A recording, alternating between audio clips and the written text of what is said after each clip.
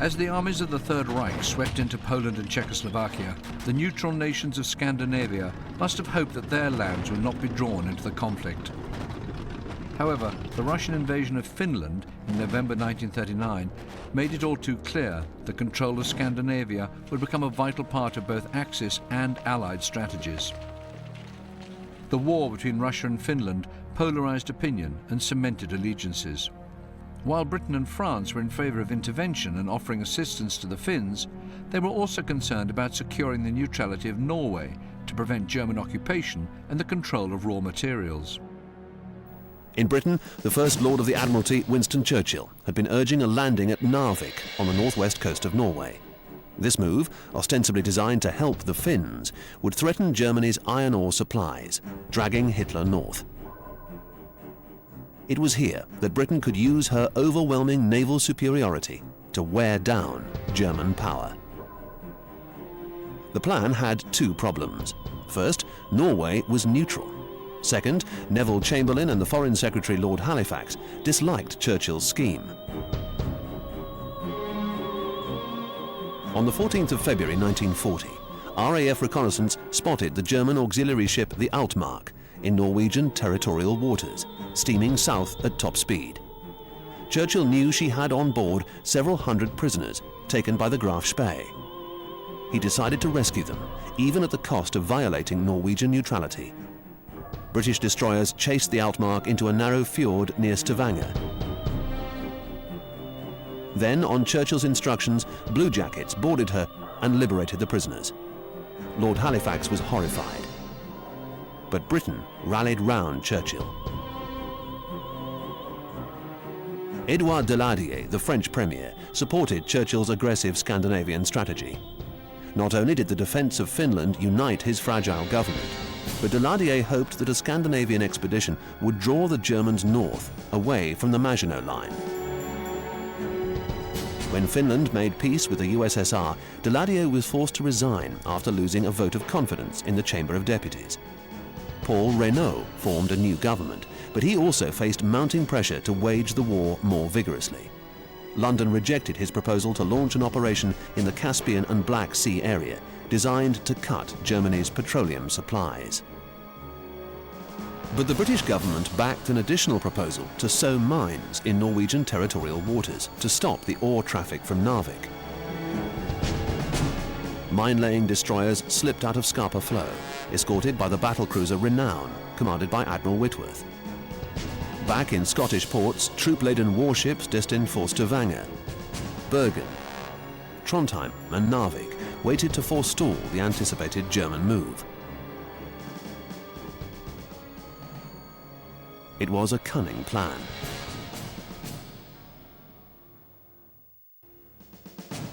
Nearly 4 months earlier, on the 14th of December 1939, Adolf Hitler had received a visitor from Norway. The 53-year-old Vidkun Quisling, still a serving officer and a brilliant mathematician, was the former Minister of Defense and founder of the new National Union, a party which embraced National Socialist-type principles. Quisling hated and feared Soviet communism. He thought the Russian attack on Finland heralded a much larger war in Scandinavia and proposed to use German assistance to take power in Norway, in order, as he said, to forestall occupation by the British, a civil war, and the Bolshevization of the whole country. Hitler advised him that Norway should remain neutral for the time being, but promised massive German support in the face of a British threat. Later that same day, Hitler ordered Oberkommando der Wehrmacht, or OKW, to begin work on Studie Nord, a contingency plan for the occupation of Norway.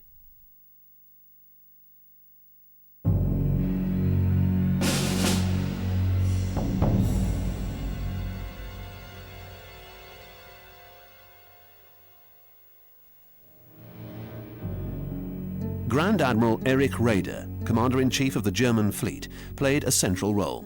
It was he who had set up the meeting between Quisling and Hitler. Control of the Norwegian coastline would give his submarines an increased radius of action, while his surface ships could more easily run the British blockade. The Navy's plan, presented on the 20th of January, called for landings along the entire coast, from Oslo to Tromsø, and helped shape Weserübung, or Operation Weser. The seizure of the Altmark turned Weserübung from a contingency to an operational plan. A furious Hitler ordered full speed ahead. Admiral Günther Leuchens, the commander of Germany's battle fleet, was tasked with implementing Weserübung. Leuchens, who had served in small boat squadrons throughout the First World War, understood the problems of littoral warfare. Control of the operation went to the army. General Nicholas von Falkenhorst, who had served in Finland in 1918, headed the world's first unified tri-service command, which subordinated naval and air units to the ground force commander. Summoned to the Chancellery on the 21st of February 1940, Falkenhorst was offered command of Weserübung and jumped at the chance. Told to come back at 1700 hours with a plan of campaign, Falkenhorst bought a travel guide, retired to his hotel room, and literally worked on the back of an envelope. He decided to use one division to capture each of Norway's major harbours: Oslo, Stavanger, Bergen, Trondheim and Narvik. Although not as detailed as the OKW plan, Falkenhorst's concept was very similar. Hitler approved it at once. In order to facilitate inter-service cooperation, Falkenhorst worked direct to Hitler, rather than through the Army Chief of Staff. Inter-service rivalry did not entirely disappear, but no other nation at that time could have rivaled the efficiency of these arrangements. Falkenhorst's most famous subordinate was Hitler's favorite general, the highly skilled Major General Eduard Dietl, commander of the 3rd Mountain Division. Dietl, fanatically loyal to his Führer, was a Bavarian, a mountaineer, who after the First World War joined the Nazi Party, becoming member number 120, which made him senior to Hitler. As a captain of the Bavarian General Staff in the 1920s, Dietl tried to sabotage military opposition to Hitler's attempted putsch, and later became one of Hitler's chief informants in the Reichswehr. Falkenhorst tasked his division with the capture of Narvik. Closer to Scapa Flow than to any German base, it would almost certainly prove the most difficult objective.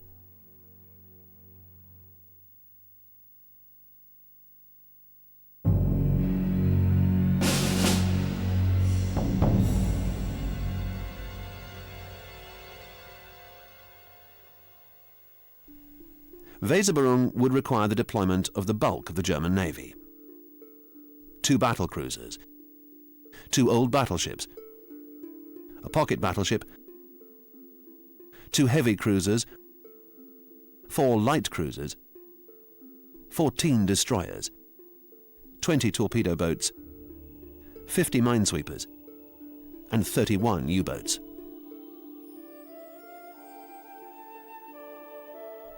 The most powerful were the battle cruisers Scharnhorst and Gneisenau. They displaced 31,800 tons and mounted a main armament of 9 11-inch guns, which were too small for ships of that size and quite outclassed by the 15 and 16-inch guns mounted on many British battleships. However, they were well armoured, had good anti-aircraft armament, and they were fast.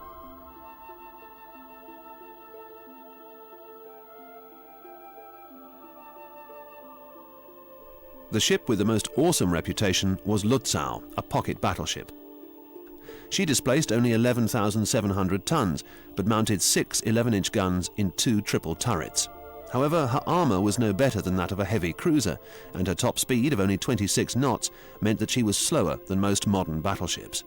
Despite her formidable appearance, Lützow and the other pocket battleship were products of a deeply flawed design. The heavy cruisers Admiral Hipper and Blücher, following a more conventional design, were among the most effective of their class in any navy of the world. They were heavily armoured, displaced 14,000 tons, and mounted 8 8-inch and 12 4.1-inch guns. Like the pocket battleships, many German destroyers were formidably armed with 5.9-inch guns, making them lethal in ship-to-ship actions with other destroyers.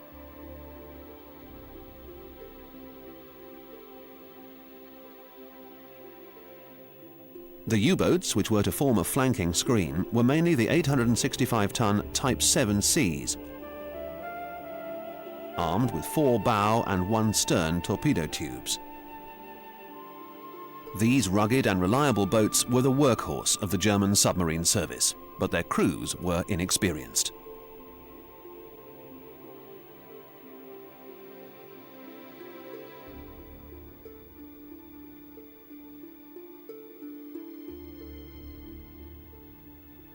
British naval superiority was immense. Germany relied on land-based aircraft to redress the balance. Just over 1,000 aircraft were detailed to support Weserberung, about 230 fighters, 270 bombers, and 500 transport aircraft. The period of maximum danger would lie between the beginning of the operation and the establishment of the first air bases in Norway, because aircraft based in Germany could range only over the southern third of Norway.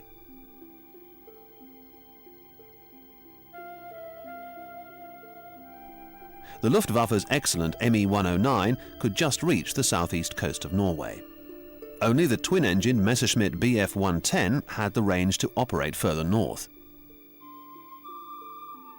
The workhorse of German bomber squadrons, the Heinkel He-111H, had a relatively heavy bomb load, but lacked protection. A much better aircraft was the Junkers Ju-88, which had a greater range, was slightly faster, and could carry a bomb load only slightly smaller. The Ju-88 was equally adept as a fighter and a dive bomber. Once they'd established themselves in southern Norway, the Germans would be able to deploy the Junkers Ju-87 Stuka, the finest dive bomber in the world at that time, which would prove to be particularly effective against a large target like a ship.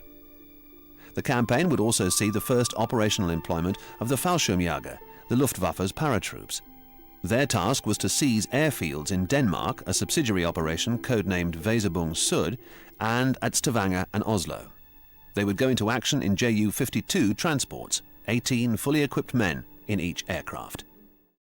Discover the past with exclusive military history documentaries and ad-free podcasts presented by world-renowned historians, all on History Hit. Watch them on your smart TV or on the go with your mobile device. Download the app now to watch everything, from the gripping story of the Band of Brothers to Operation Barbarossa and D-Day. Immerse yourself in the dramatic stories of this remarkable era by signing up via the link in the description. The bulk of German ground forces were to be drawn from 5 divisions: the 69th, 163rd, 181st, 196th, and 214th. 3 of these divisions, the 163rd, 181st, and 196th, had been formed in January 1940, and the other 2 had been created in the summer of 1939. These formations were composed largely of reservists, indicating a belief that if the Navy and Air Force were successful, the Army would have little to do. Nevertheless, specialist troops were attached to the expedition. Like the companies of Fallschirmjäger, they were charged with securing key objectives at the outset of the campaign. The most famous were the 2nd and 3rd Mountain Divisions, which were composed of Austrians, although they included a few Bavarians. The Innsbruck-based 2nd Mountain Division was composed almost entirely of Tyroleans, while the 3rd Mountain Division, originally part of the Austrian army, had been integrated into the Wehrmacht after the Anschluss. Its men hailed from Graz, and their commander was the famed Major General Eduard Dietl. The men, all genuine mountaineers, were used to conditions rather colder than even the most northern extremities of Norway.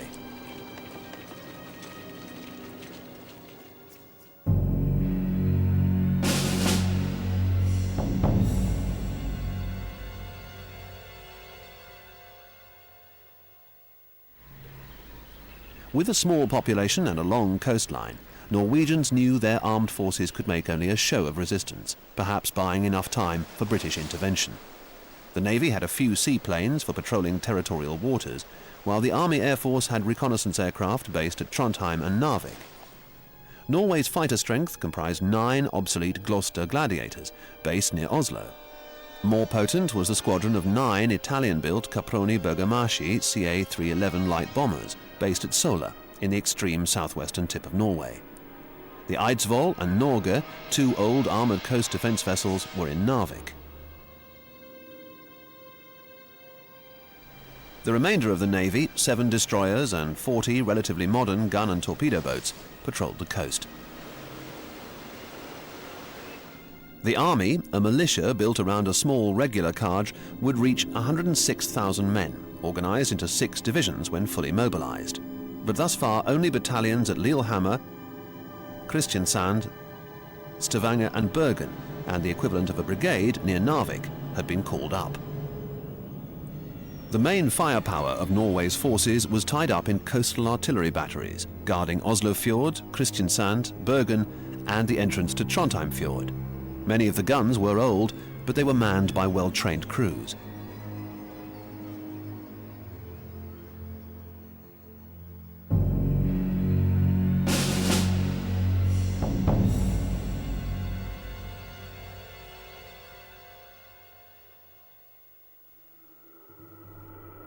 "280 miles to the west lay Scapa Flow, the main base of the British Home Fleet.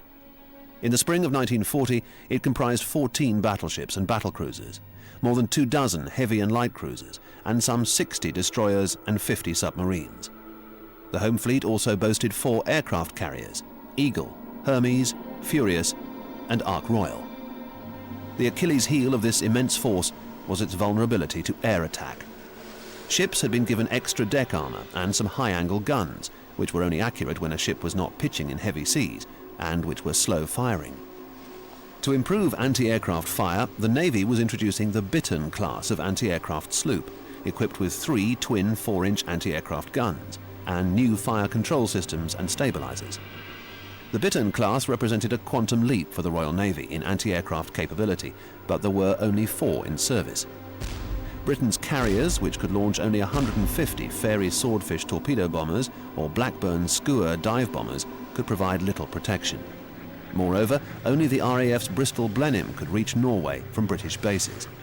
It could acquit itself well against the ME-110, could easily catch the HE-111 or the Ju-52, but was outclassed by the ME-109. The 5 infantry brigades earmarked for Scandinavia were from the Territorial Army. In 1939 it had been doubled in size. Battalions had been split in 2 and brought up to strength with raw recruits. Efficient battalions had been disorganized and their combat effectiveness massively reduced until the new troops could be properly trained. The brigades were lightly equipped, they lacked armour and artillery, and were not ready for anything as complex as an amphibious operation along the Norwegian coast. The French had also allocated forces to Scandinavia, elements of the Chasseurs Alpins and the Foreign Legion. The Chasseurs Alpins were expert ski troops, but unfortunately a quartermaster had forgotten to pack the straps which attached the skis to the boots.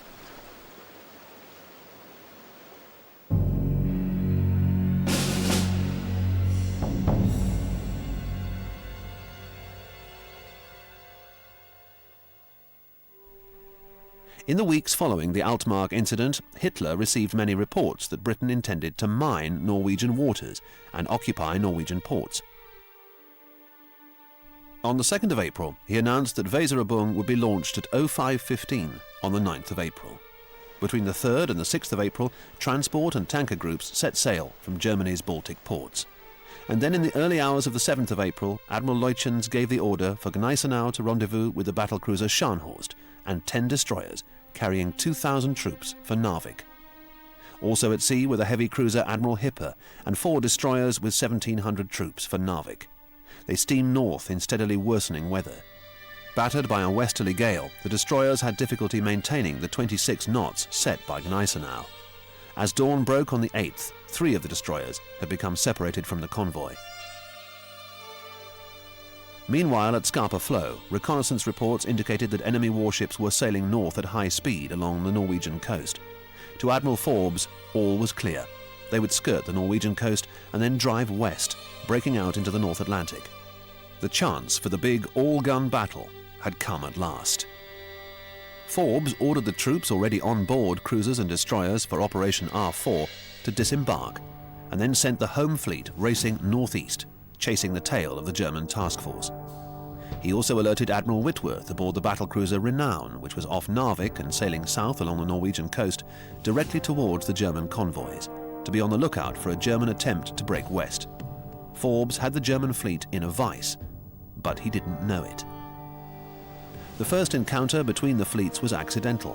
One of the Renown's escorts, the destroyer Glowworm, had become separated from the rest of the force on the 6th of April. Shortly after dawn on the 8th of April, about 100 miles northwest of Trondheim, she blundered into the destroyers Hans Ludemann and Arnim, also out of contact with their task force. For nearly an hour, in mountainous seas, the destroyers exchanged ineffectual fire, which brought the heavy cruiser Admiral Hipper into the fray. Hipper's salvos brought down Glowworm's foremast and the radio aerials. Recognizing that escape was impossible, Glowworm's captain, Lieutenant Commander Broadmead Roop, closed on Hipper and launched 5 torpedoes, all of which missed. Hit again by an 8-inch shell, Glowworm fired her last torpedoes and then swung directly for Hipper.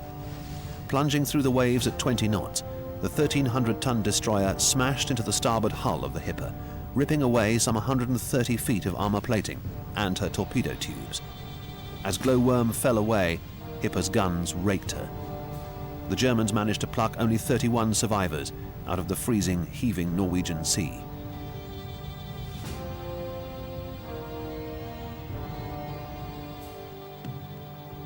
Though heroic, the battle between Glowworm and Hipper indicated that the Royal Navy's command and control was poor. Having picked up a brief radio signal from Glowworm, Forbes raced ships to the location. Failing to make contact, Forbes concluded that the Germans had turned west. Apparent confirmation was soon to come. During the afternoon, the German Trondheim group had reached its objective, but changed course several times while it waited for the appointed hour, 05:15, the following morning. A British aircraft, seeing it tacking to the west, radioed the news to Admiral Whitworth aboard Renown. The battlecruiser and her accompanying destroyers now raced off westward, leaving the approaches to Narvik clear. Upon receiving the same message, Admiral Forbes, 120 miles south of Trondheim, also veered westward. Having trapped the bulk of the German Navy, the home fleet now released it, speeding away in search of its elusive big gun battle. At 0400 on the 9th of April, Renown at last stumbled upon Gneisenau and Scharnhorst and opened fire, destroying Gneisenau's main fire control equipment. Leuchens sped off northeast, covering his trail with a smokescreen. He had no desire to hazard Germany's big ships. Besides, their job was done. They'd safely delivered the German invasion force to 5 points along the Norwegian coast, something that was just beginning to dawn on the British.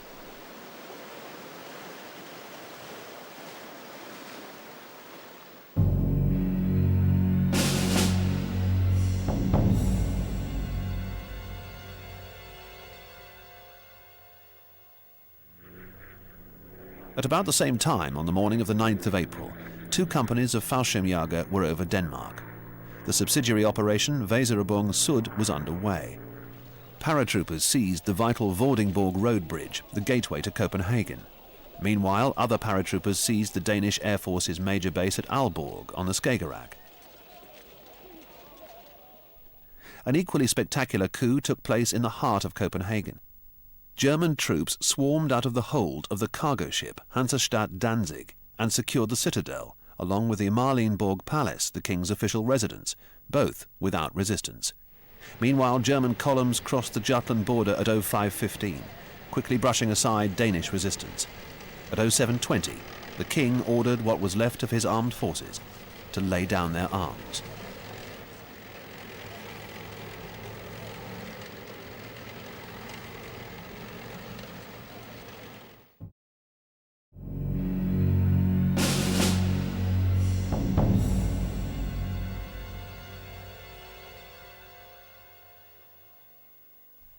As Danes woke up to a German occupation, paratroops were dropping onto the Norwegian airbase at Sola, near Stavanger.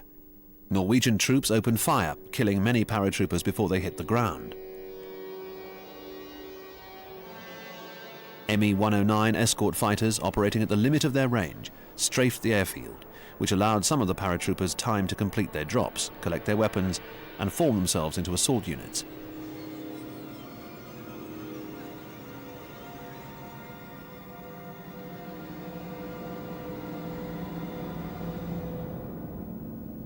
Stavanger was the first ever opposed parachute drop. The Fallschirmjäger had achieved their objective, but casualties were heavy.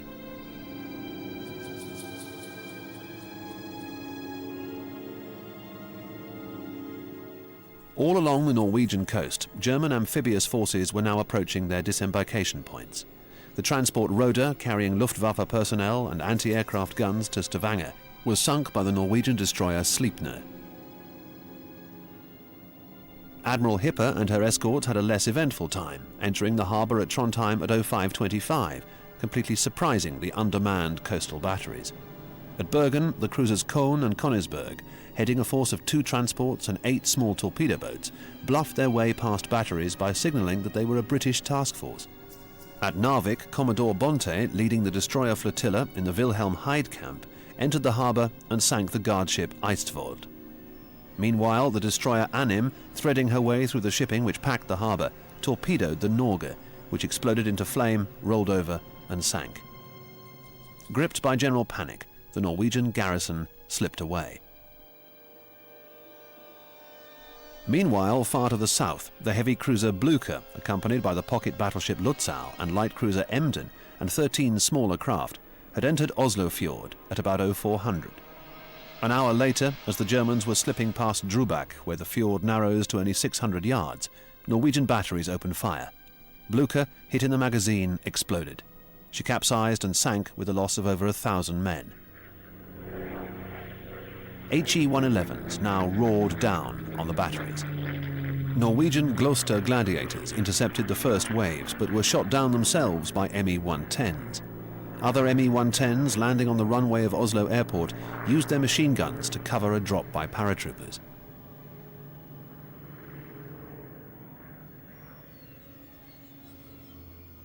More and more Ju-52s arrived via Aalborg until a brigade had landed. The Germans then marched into Oslo, where Captain Spiller, the air attaché at the German embassy, told them the king and the government had left for Hamar, 70 miles to the north.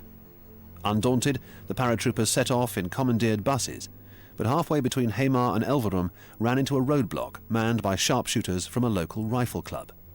In the ensuing battle, the paratroopers suffered heavy casualties and were compelled to retreat. At 19:30 that evening, Vidkun Quisling announced on radio that he was heading a new government and ordered all resistance to cease. At Hamar, the king's ministers were split. The king wanted to fight, but many, including the commander-in-chief, General Lake, counselled capitulation. Late on the 10th of April, the king's supporters prevailed. General Lake was retired, and Colonel Ruger, now promoted to general, was appointed commander-in-chief. At 0600 on the 11th of April, Ruger addressed the nation. Norwegians in areas not yet occupied were to assemble at their mobilization points and contain the German onslaught by setting up roadblocks to isolate German beachheads.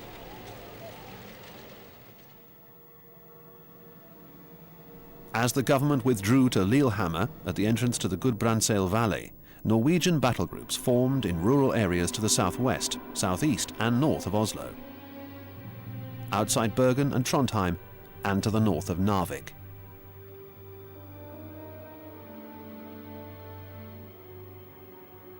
Meanwhile, the Germans pumped in reinforcements. Allied submarines in the Skagerrak torpedoed several ships, but many got through. In addition, Ju-52 transport aircraft flew 13,000 missions, carrying nearly 30,000 troops and large quantities of urgent supplies, the largest movement of forces by air the world had yet seen. Using commandeered transport, elements of the 163rd and 196th Divisions fanned out from Oslo, pushing Norwegian pockets over the Swedish border, while others thrust north. By the 20th of April, the Germans were in contact with Norwegian positions covering Lillehammer. But by this time, the Norwegians were no longer alone.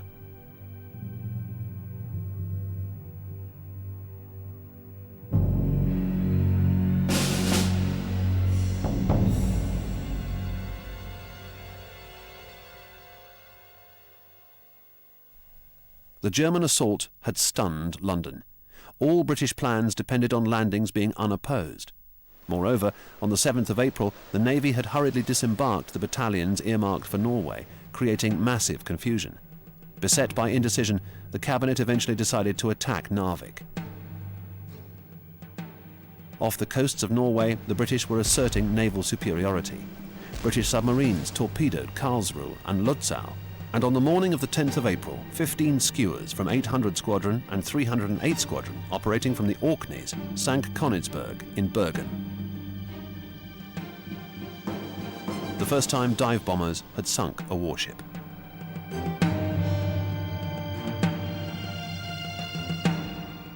Further north, just before dawn on the 10th of April, Captain Warburton Lee took his second destroyer flotilla, Hardy, Hunter, Havoc, Hotspur and Hostile, into Narvik Fjord. Snow was falling, and surprise was total. Skillfully avoiding collisions with merchant ships, Hardy launched torpedoes at Hyde Camp, which blew off the German's stern. Following closely in Hardy's wake, Hunter and Havoc opened fire with guns and torpedoes, finishing off Anton Schmidt and badly damaging Hans Ludemann, while hostile got 2 direct hits on Dieter von Rode. Believing that there were only 6 German destroyers in Narvik and having accounted for 4, Warburton Lee brought his ships in for a second attack, this time narrowly avoiding torpedoes fired by the stricken Dieter von Rode. After inflicting more damage and almost out of ammunition and torpedoes, the flotilla raced for the open sea. Unknown to Warburton Lee, the Germans had more destroyers sheltering in side fjords. As his flotilla raced down the fjord, Wolfgang Zenke, Erich Kullner and Erich Giese emerged from the Herangsfjord and gave chase. And then ahead, coming out of Balgenfjord, were Georg Tyler and Bernd von Arnim. In the van of the British line, Hardy faced the combined fire of the German ships alone.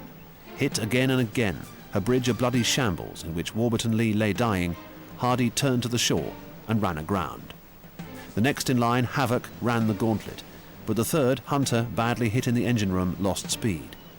With visibility obscured by smoke, the fourth destroyer, Hotspur, smashed into Hunter's side, pushing her over and leaving her dead in the water, easy meat for the 3 pursuing destroyers.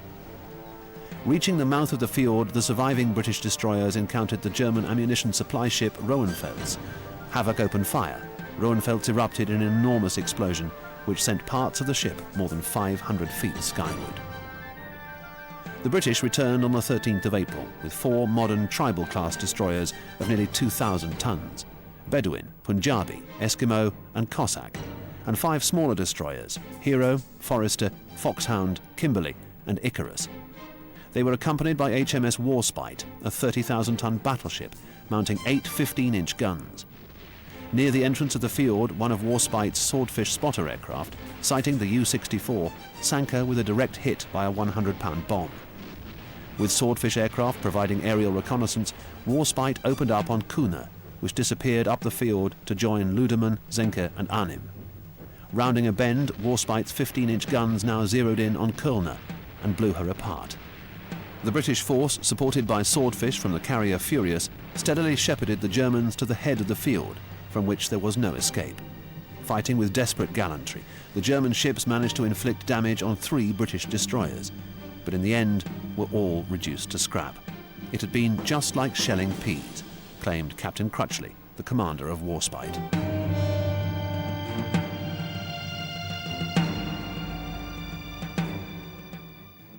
The next day, Major General Mackesy, the land commander, arrived at Harstadt at the entrance to Vestfjord, followed closely by the 24th Guards Brigade.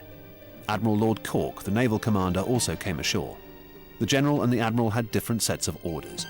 Mackesy was to conduct a siege, not attacking Narvik until his logistics were fully established. Lord Cork was to attack up the fjord, while Dietl's forces were still rattled. It soon became clear that Mackesy's troops were untrained and unequipped for operations in snow and mountains. Lord Cork fumed, but there was nothing he could do. Cut off by sea and land, Dietl's force relied on air transport. Ju-52 transports carrying vital stores landed on a frozen lake at Hartwigvan. In addition, 2,600 German sailors, the survivors of the destroyer crews, were equipped from captured Norwegian army depots and formed into 7 naval infantry battalions. Yielding to German pressure, Sweden also allowed supply trains to cross the border. Dietl expected an onslaught, but weeks passed, during which the only activity was skirmishing with Fleischer's newly formed Norwegian 6th Division.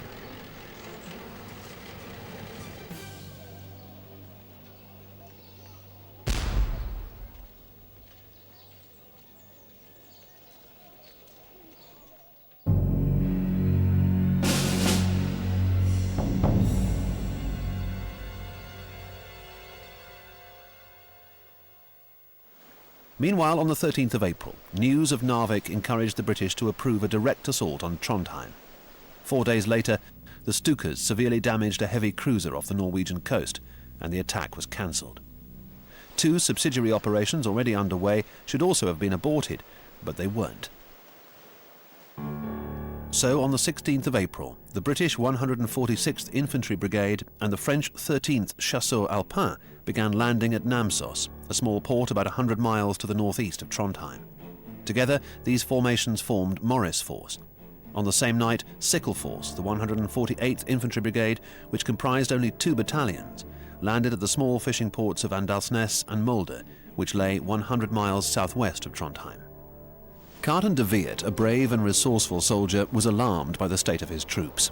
Morris Force comprised a few battalions of lightly equipped, not very mobile infantry. On the 20th of April, his supply situation became critical when more than 60 enemy bombers literally flattened Namsos, blowing up an ammunition dump.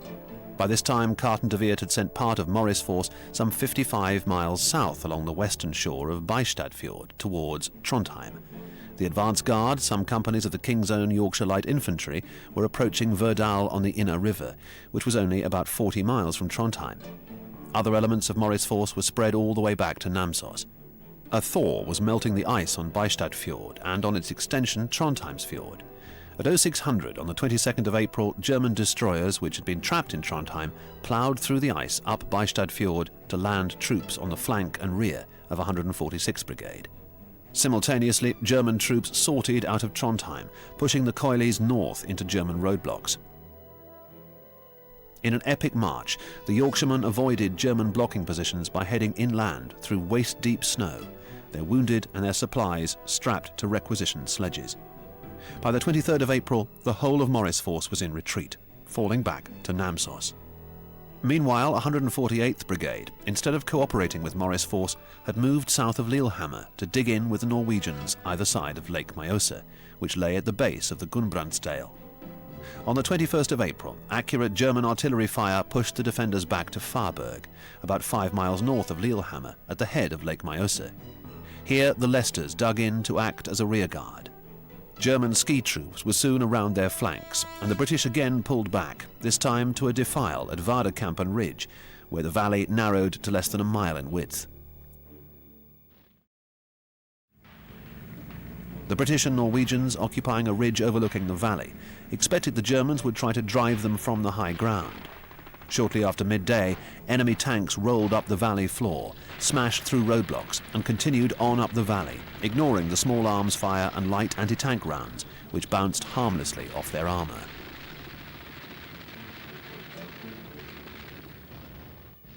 Bypassed by the Germans, who now controlled the road to the north, British and Norwegian soldiers were forced up the wooded hillsides by increasingly accurate enemy shelling. Here they broke up into small parties, the better to get back through the forests and mountains. Many were captured, some found shelter with local farmers, and some headed for Sweden. A few did make it back, to bring 148th Brigade's strength up to 300, about 1/4 of its strength 3 days earlier. 15th Brigade, a regular formation withdrawn from France, had landed at Andalsnes the same day. It comprised the 1st Coily, the 1st Green Howards, and the 1st York and Lancaster Regiment, and was well equipped with anti-aircraft guns, mortars and anti-tank rifles. On the 25th of April, 1st Coily reached Kvam at a bend in the Gudbrandsdal, where the valley narrowed to a few hundred yards.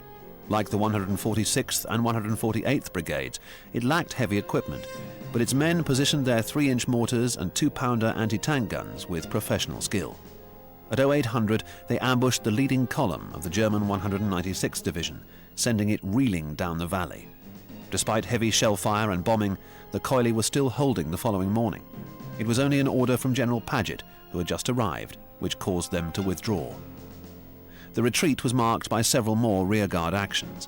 The Green Howards took over from the Coilies.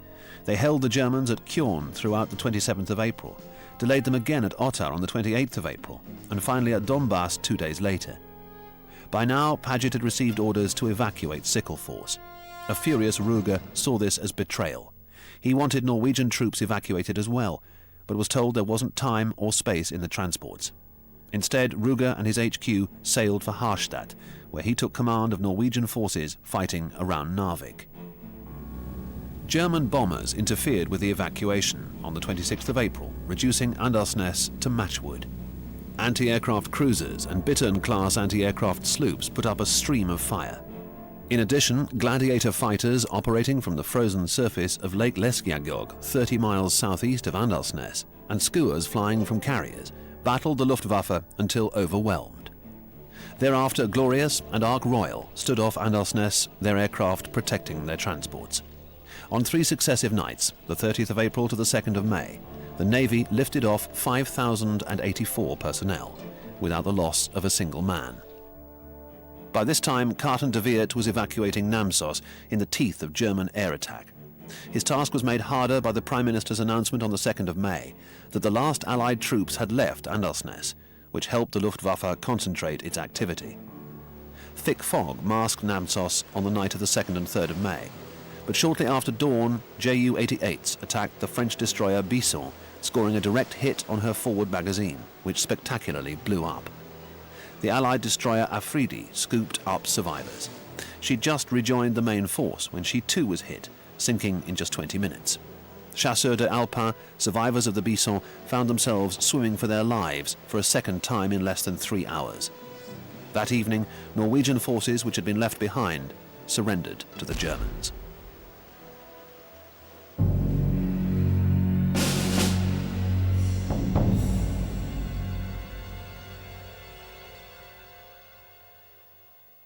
Evacuation of central Norway shocked Britain. On the 29th of April, a deputation of peers and MPs, led by Lord Salisbury, formally protested to Lord Halifax about the want of initiative shown by the government in its war policy. The next day, Harold Nicholson, an MP, wrote in his diary, "The general impression is that we may lose the war."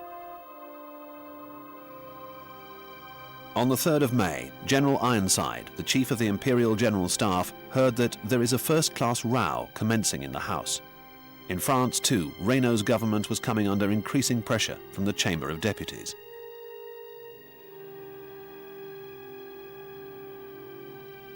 Chamberlain responded to mounting criticism with a debate on Norway in the House of Commons on the 7th of May. He thought he would survive, but his support proved too small. On the 10th of May, Winston Churchill became Prime Minister. At dawn that day, the Wehrmacht launched its major offensive against the Low Countries and France.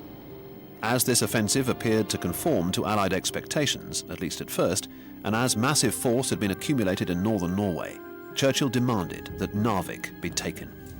The Allies' superiority was crushing. Against Dietl's 4,000, they had more than 30,000. They had 48 heavy and 60 light anti-aircraft guns.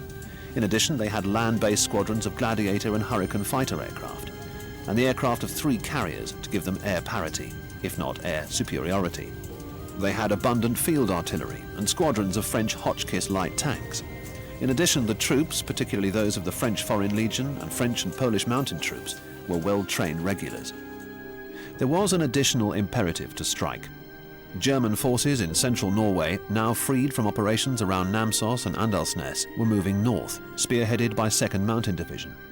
Beginning on the 4th of May, the British had landed 5 specially recruited independent companies under the command of Colonel Colin Gubbins on the coast south of Narvik to delay the German advance. Instead, the Germans bypassed the British.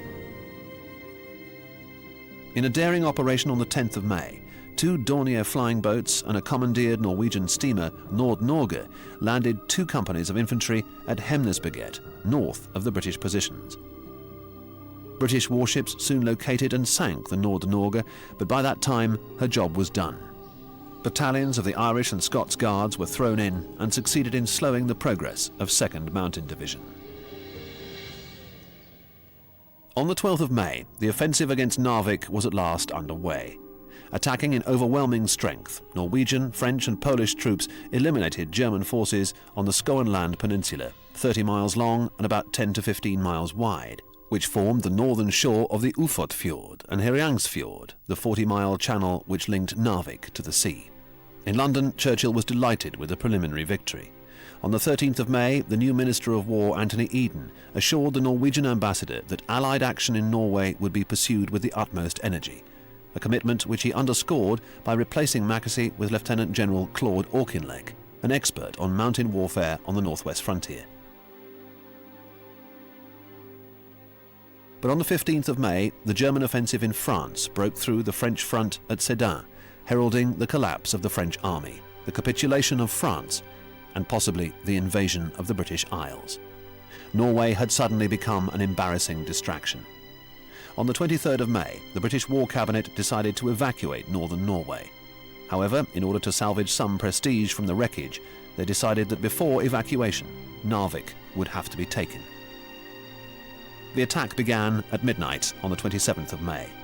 Supported by a massive bombardment, the 1st Battalion of the Foreign Legion and a Norwegian battalion crossed the Rombaksfjord to land east of Narvik on Orneset Beach.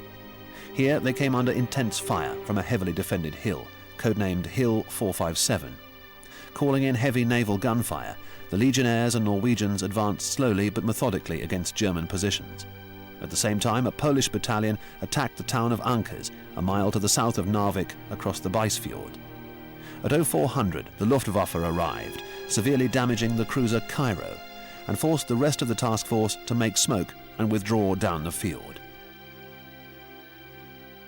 With the sudden disappearance of Allied naval gunfire, the Germans counterattacked, driving the Poles from Ankers and pushing the Legionnaires and Norwegians back down Hill 457.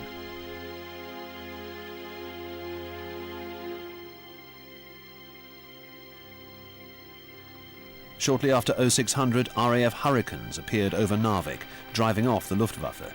Additional French, Polish and Norwegian units were now fed into the battle. Reduced to about 400 mountain soldiers and sailors, the Germans retreated along the last escape route open to them, the road running eastward along the Beisfjord.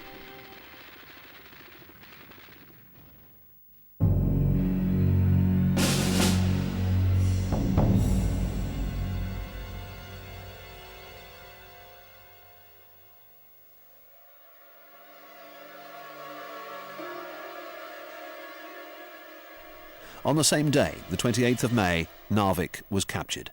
Belgium surrendered, and the British Expeditionary Force began evacuating through Dunkirk.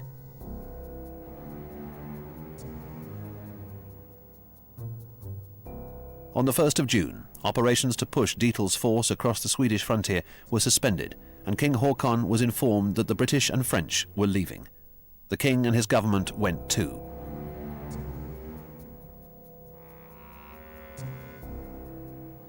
By the 7th of June, the bulk of Anglo-French forces were aboard 6 large liners, ploughing southwest across the Norwegian Sea.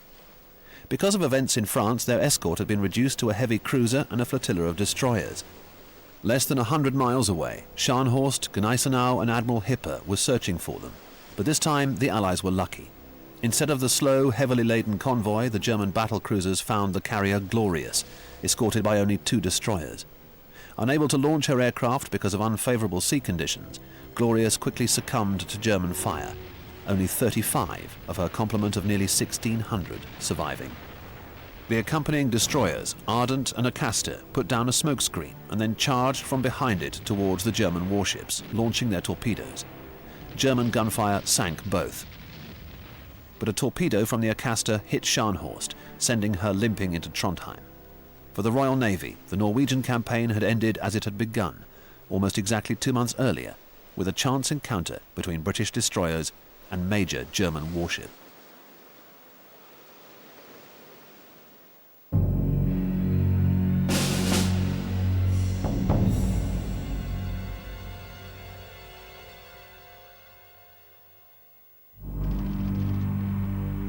The German invasion of Norway was the first example in history of a coordinated air, sea and land operation involving all 3 services.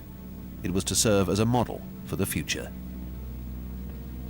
The Germans had been bold and innovative, cancelling out Allied superiority at sea with their own superiority in the air. By contrast, the Allied performance had been inept to the point of criminality. It was not a case of elderly hidebound British commanders being unable to adjust to a new form of warfare. In fact, it had been the younger British commanders who had failed, while the old warhorses, Carton de Weert and Lord Cork, had put in performances to match those of the Germans. By the standards of the First World War, the criterion against which the generation who fought in Norway assessed the intensity of fighting, losses had been light. In land operations, the British had lost 1,869 men, either dead, missing or severely wounded. The French and Poles had lost 530, and the Norwegians 1,335. The Germans had lost a total of 5,296 dead and missing. At sea, losses were about equal, approximately 2,500 sailors apiece, who died on the aircraft carrier, the 3 cruisers, 7 destroyers and 4 submarines lost by the Royal Navy, and the 3 cruisers, 10 destroyers and 6 submarines lost by the German Navy. The British, of course, could afford the losses, and the German Navy could not. It was never to appear again in such strength. For the Germans, the most important strategic result was the establishment of naval and air bases north and northeast of the British Isles, from which they could raid British sea lanes and break the British naval blockade. They could also now receive an uninterrupted supply of Swedish iron ore, which rose from 600,000 tons in 1941 to 1.8 million tons by 1943. But the price Germany paid was very heavy. Their success in Norway ensured that Winston Churchill became Britain's leader, and therein lay the seeds of the destruction of the Third Reich.